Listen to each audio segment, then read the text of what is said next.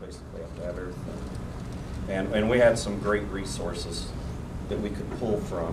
The lady that just walked in provided some of the music. Yes.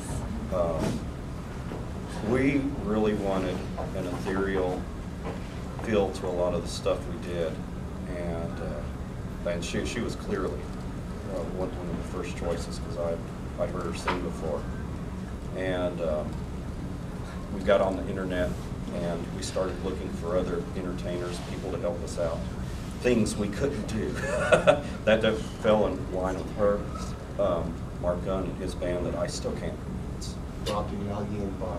Thank you so much. That's the one. We started looking at acts on the web that would come out, and not so much, well, they just had to fit, is all you can say. And we looked at several of them, contacted one or two, and these guys were brought to mind. We checked them out. They looked up. They were very professional when we contacted them. They gave us everything in good, clear answers that we needed. The talent, the passion for Tolkien was clearly there. We had absolutely no idea the impact they would have once they got there and performed. And they played so much more than they had to. Yeah, beyond playing. That was one of the hidden treasures that we discovered at the party right there. And I'm starting to babble here.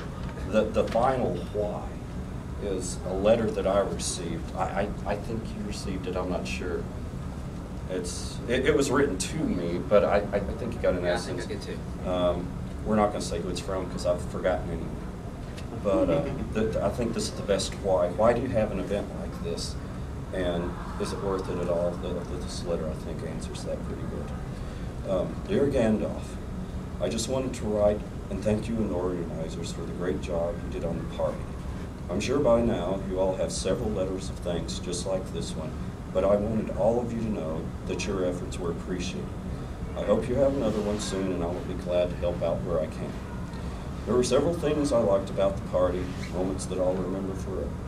I could tell you about, but that's not why I wrote this letter. I'll write this to you now in the strictest confidence.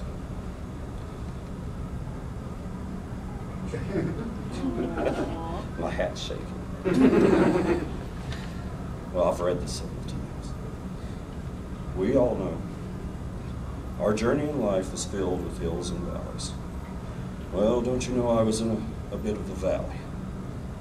I've been having some hard issues here and some sickness in the family. I know when life knocks you down, you get back up, but sometimes it knocks you down again, and well, after a while you just get tired of getting up. I was beginning to reach the point where I'd had about enough. I needed a beacon in my life to steer toward, something to look forward to. I needed hope, or some kind of sign or signal, something, anything. As if in answer to this in my life, I received an invitation to your party. I can't tell you how much that meant to me. You all gave a gift that I could not found or have purchased anywhere else. You gave me the light that I was looking for. I just wanted you to know that. I'm Joe, everybody, for don't know me. I was very lucky, like Maggie and like a few others, to be involved with this from the very beginning. It's something that came about, as JP said, after we had been to a couple of different conventions and didn't get what we wanted out of it. We didn't get the fellowship, we didn't get the magic, we didn't get the soul that we wanted, that all of us find in Tolkien, and that's why we're involved in this fandom in the first place. We're not involved in it for superficial reasons. At least I don't think 99% of us are. We were lucky enough to know about it for months and months beforehand, to be involved in things beyond what these two did right here. They did 99% of the back-breaking work in terms of the building and the organizing and things like that. Not to cheat Daniel out of what he did. Daniel's was all paperwork and things like that. These two were right on the front there. But the first time that I got to see Shaker Village was in January before the party. And of course, it's the middle of winter. It was colder than heck, but it was just absolute magic, even to be out there in the winter. And I knew that they were going to do something special, and every fiber in my being wanted to be a part of it. And I pestered. I know they must have thought I was an absolute pain in the butt, but I just kept pestering. I'm like, I want to do something. Give me something to do. I want to be involved with this. And to that end, I just could not say no to anything. I wanted to do anything. And it's absolutely one of the best things that I've ever been to. And I really, really, really hope that it's something that those of you that went take away with you, and remember that in times when you need to. And remember that when you're stuck in lines here, when you're in registration for 5 hours because they've got 2 people working the Ticketmaster line, and it just, you know, yeah. So. And with that statement, in this room right now, how many did attend the ALEP?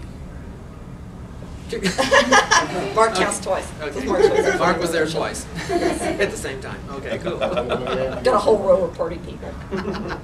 That's awesome. Well, 6 of us came from Nashville alone. Yeah, she had 6 in her group. Yeah. Well, since I was dealing with the financial end of it and keeping track of the books and everything, and the registrations, Daniel had set it up so not only was it coming into his computer, but it was also coming to me in Kentucky, that when someone had signed up, and then I'd keep the database of who was coming, where they're coming from, what any food restrictions that they had. You know, someone can't have fish, or someone can't have this, or, you know. If they're vegetarian. And then I'm working with the head chef to come up with the menu. So we put out the tentative menus and all this, because here we had what, 8 catered meals to this whole event, and we wanted something different. Of course, they had the breakfasts was their Kentucky breakfast that they always have in the mornings. Well, they went in and makes me hungry just thinking. It's not. But the staff got involved so much with this that so many of them were token enthusiasts as well. They on their own went in and renamed their dishes for us. Oh. So all the menu items that we had listed, they came up with for us. You know, so they got so involved in it. You know, they were just as excited for us to come in there as so many of y'all were when you got there. You know, it was unbelievable. But we'd worked with the foods. You know, so there was a couple of juggling things there, especially with the sack lunches at lunch. You know, because we had some vegetarians and of different scales. So they came back and said, okay, those are nice, but we need more than carrots to get us through the rest of the day. And I was like, so I'll go back to the chef. I'm not a vegetarian. What hobbit is? You know, so I didn't know these things. So I was like, okay, thank you for letting me know. So I go to the chef of Shakertown and said, okay, they need more than carrots. So I was like, what can we do without the meat, but how can we beef it up a little? You know. So he came back and he came back with these gourmet things that, you know, I don't know, what was it, mushroom and they weren't little mushroom caps. They were like portobello. Yeah. And all the fancier things. I didn't have They any were more good. complaints out of the menu after that, No. so I think we did okay.